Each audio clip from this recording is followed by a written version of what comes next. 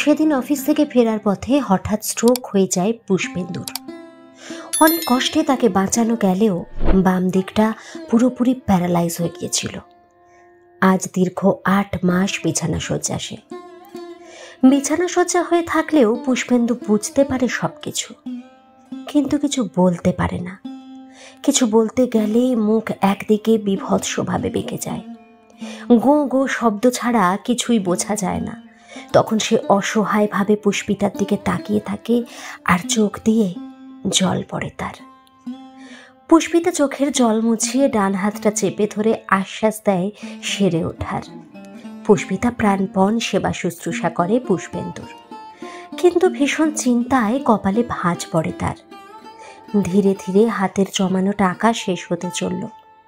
2 কামরা ঘর ছাড়া আর বিশেষ কিছুই রইল না তাদের।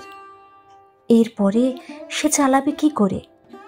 পুষ্পেন্দু যে কোম্পানিতে কাজ করত তারা এককালীন কিছু টাকা দিয়ে সাহায্য করে দায় সেরেছে। পুষ্পেন্দুর 3 কুলে মা ছাড়া কেউ ছিল না। তিনিও গত হয়েছেন বছর খানেক হলো। পুষ্পেন্দুরা ভিন্ন কাস্ট আর গরিব বলে পুষ্পিতার বাড়ি থেকে মেনে নেয়নি। বাড়ির অমতে ভালোবেসে বিয়ে করেছিল পুষ্পিতা। পুষ্পিতার বাবা নেই, তার মা এখন ভাগের মা বাড়ির 3 ছেলের কাছে। ফলে সেদিক দিয়ে কোনো রকম সাহায্য পাওয়ার কোনো প্রশ্নই ওঠে না। নিজের দাদা বৌদিদের সে খুব ভালো করেই জানে, তবুও অপমান হবে জেনেও দীর্ঘ 4 বছর পরে একবার দেখা করতে গিয়েছিল একটু সাহায্যের জন্য। তার দাদা উল্টে তাদের এই পরিস্থিতিকে নিজেদের পাপের ফল বলে তিরস্কার করে আত্মতুষ্টি পেয়েছিল মনে হয় ভীষণভাবে। শূন্য হাতে শুধু অপবাদ নিয়ে অবসন্ন মনে বাড়ি ফিরে এসেছিল পুষ্পিতা। মনে হয়েছিল এ কি সত্যিই তাদের পাপের ফল? এখন ভীষণ কষ্ট হলেও বিছানায় শুয়ে থাকা মনের মানুষটির সাথেও তো সে আর দুঃখ ভাগ করে নিতে পারে না। অবশেষে এক তীব্র জেদ চাপে তার মনে, যে করেই হোক তার বরকে সুস্থ করে তুলবে সে। কিন্তু পরক্ষণেই দীর্ঘশ্বাস ফেলে পুষ্পিতা। এরপরে কি হবে? সংসার চলবে কিভাবে? আর পুষ্পেন্দুর চিকিৎসার খরচ কোথা থেকে আসবে? এখন ভাবে ভাগ্যিস কোনো সন্তান নেয়নি তারা। সে সন্তান নেবার ইচ্ছে প্রকাশ করলেও পুষ্পেন্দু বারবার বলতো আর বছর খানেক অপেক্ষা করতে। বাচ্চা এনে তাকে সুষ্ঠুভাবে মানুষ করার জন্য সে আগে বেশ কিছু টাকা পয়সা জমিয়ে নিক। পুষ্পেন্দু নিজে ছোটবেলায় যে ভীষণ কষ্টে মানুষ হয়েছে, সেই অভাবের কষ্ট নিজের সন্তানকে দিতে সে নারাজ। কি ভীষণ কষ্টে অফিসে ওভারটাইম করে তিল তিল করে পয়সা জমাতে শুরু করেছিল পুষ্পেন্দু। অভাবের সংসার হলেও ভালোবাসার ঘাটতি ছিল না কখনো, কিন্তু সবকিছু কিভাবে যেন ওলট পালট হয়ে গেল। পুষ্পেন্দুর অসুস্থতার শুরু থেকে বাড়িতে যে ডাক্তারবাবু মাঝে মাঝে আসেন, তিনি ফিসটা অন্যান্য ডাক্তারদের তুলনায় একটু কম নেন। তবুও সেটা আর কদিন পরে পুষ্পিতা জোগাড় করতে পারবে কিনা সন্দেহ। সে আর ভাবতে পারে না, ভাবে থাক যতদিন চলে এইভাবে। ইদানিং সেই ডাক্তারবাবু পুষ্পিতাকে একটা প্রস্তাব দিয়েছিলেন।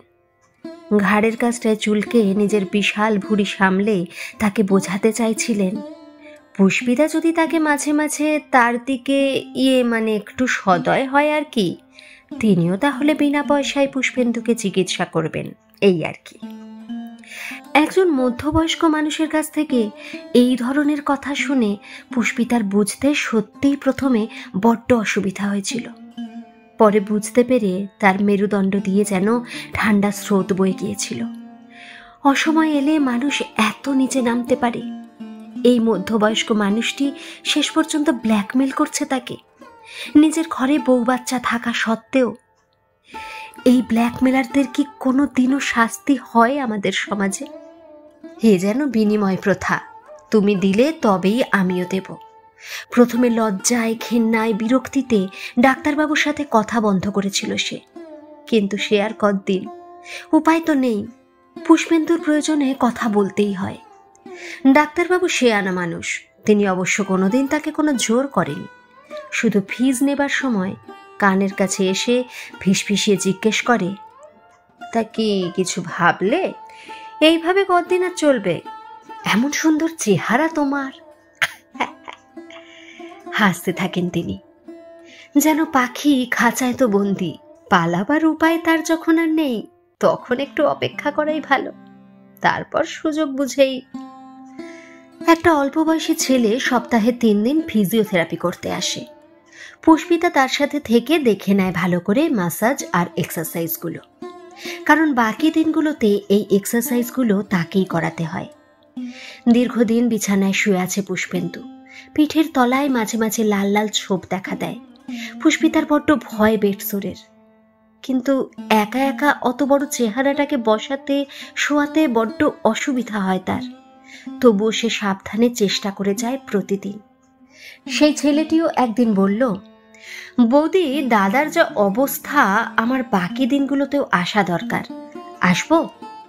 পুষ্পিতা মাথা নেড়ে না বলে, কারণ এই কদিনের টাকার জোগাড় করতেই সে তার অল্প যেটুকু গয়না তাতে হাত দিয়েছে।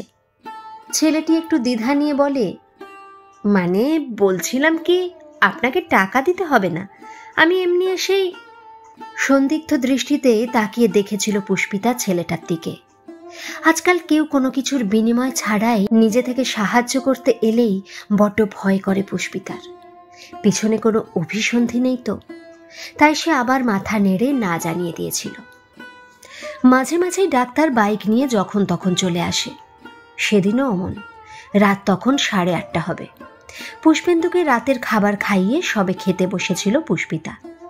হঠাৎ ডাক্তার এসে উপস্থিত। এই ডাক্তারই ভরসা। পুষ্পেন্দুর হার্টের অবস্থা এখনো খুব ভালো নয়, তাই ডাক্তারকে চটানো যায় না সব সময়। ভীষণ অনিচ্ছায় দরজা খুলতেই ডাক্তার হেসে বলল, এই পাশ দিয়ে যাচ্ছিলাম, তা ভাবলাম পুষ্পেন্দু বাবুকে দেখে যাই একবার। তারপর পুষ্পিতার দিকে তাকিয়ে ঠোঁট সরু করে আসার আসল উদ্দেশ্যটা বলল, এখনো ভেবে উঠতে পারলে না? শোনো, মেয়ে মানুষের অত জেদ ভালো নয়, তাতে সংসারের অমঙ্গল হয়। তা বাপু নিজের স্বামীকে বাঁচাতে এইটুকু করতে পারবে না? চরম ঘৃণায় ডাক্তারের মুখের উপরে দরজা বন্ধ করে দিয়ে স্বামীর বুকের উপরে আছড়ে পড়ে সেদিন খুব কেঁদেছিল পুষ্পিতা। কি করবে সে এখন? পুষ্পিতা এখন কোথায় কাজ খুঁজতে যাবে? আর এই সময় পুষ্পেন্দুকে এক মুহূর্ত ছেড়ে কি কোথাও কাজে যাওয়া সম্ভব তার পক্ষে? আর কেই বা তাকে কাজ দেবে? ভাবতে ভাবতে দিশেহারা হয়ে যায় পুষ্পিতা। পুষ্পিতাকে এইভাবে কাঁদতে দেখে পুষ্পেন্দুর চোখের কোণেও জলের বিন্দু দেখা গেল। হয়তো প্রকাশ করতে না পারলেও কি ঘটছে তা তার বুঝতে অসুবিধা হচ্ছিল না একটুও।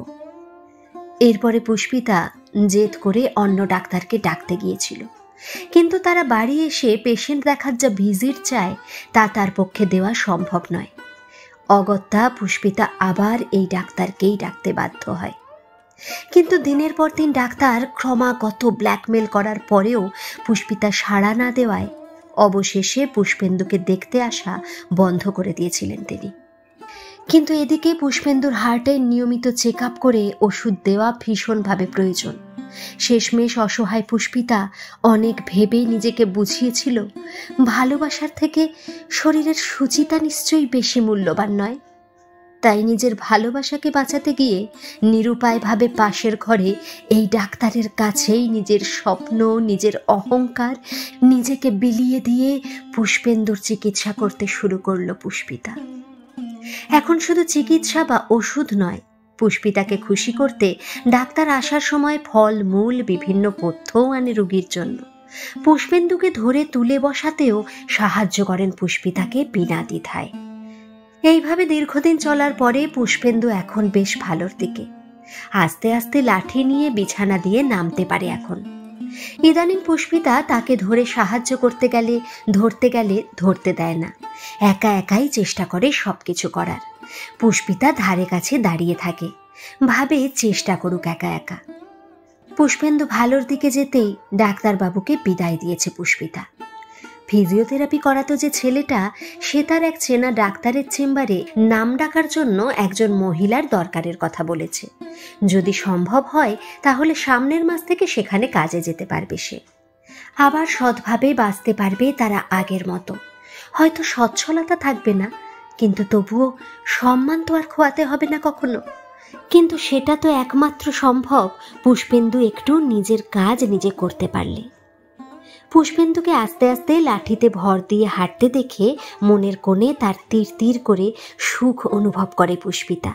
বিগত দিনের তার তীব্র মানসিক যন্ত্রণার সাথে অক্লান্ত পরিশ্রমের ফলে নিজের বরকে সুস্থ করতে পেরেছে সে।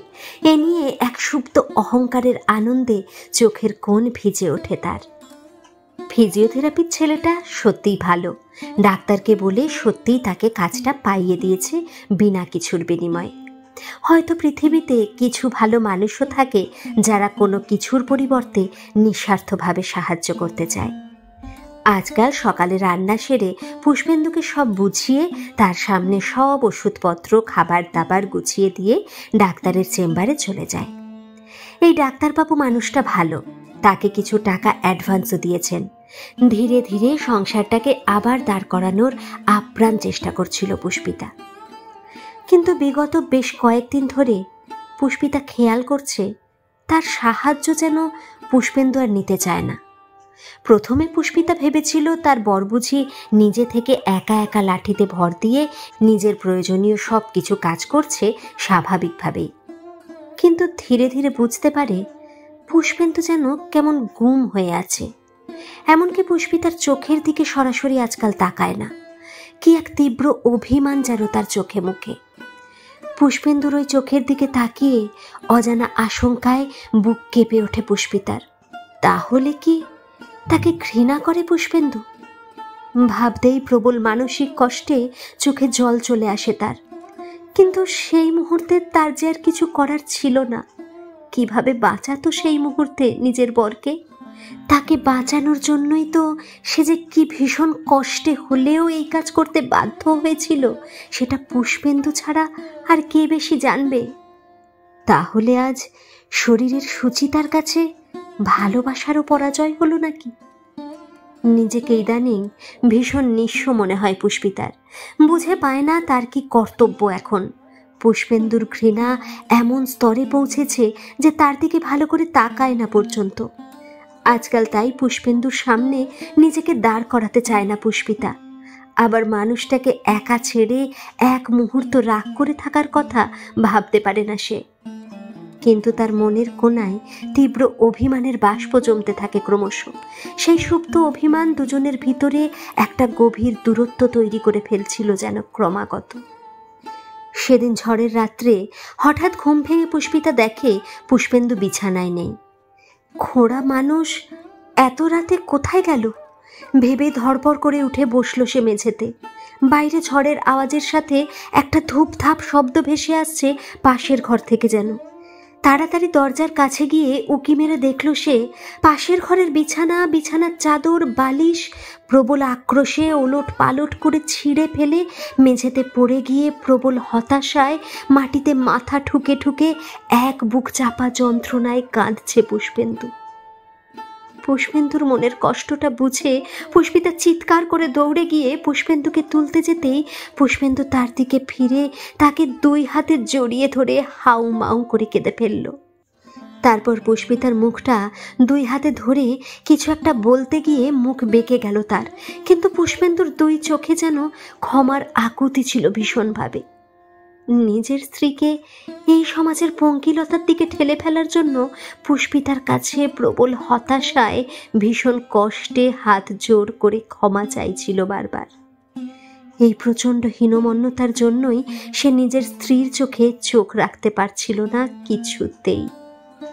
অনেকদিন পরে পরম ভালোবাসায় পুষ্পেন্দুকে এইভাবে বুকে জড়িয়ে ধরতে পারার আনন্দে কেঁদে ফেলল পুষ্পিতা।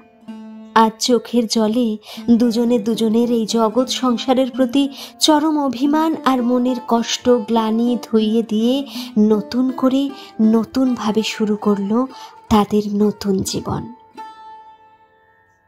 গল্পটা কেমন লাগলো একটা কমেন্ট করে কিন্তু অবশ্যই জানাবেন। আর যদি ভালো লেগে থাকে তাহলে প্লিজ একটা লাইক করে দেবেন। আর এই চ্যানেলে যারা নতুন তারা প্রতিদিন নতুন নতুন গল্পের স্বাদ পেতে চ্যানেলটিকে সাবস্ক্রাইব করে দেবেন প্লিজ। ধন্যবাদ।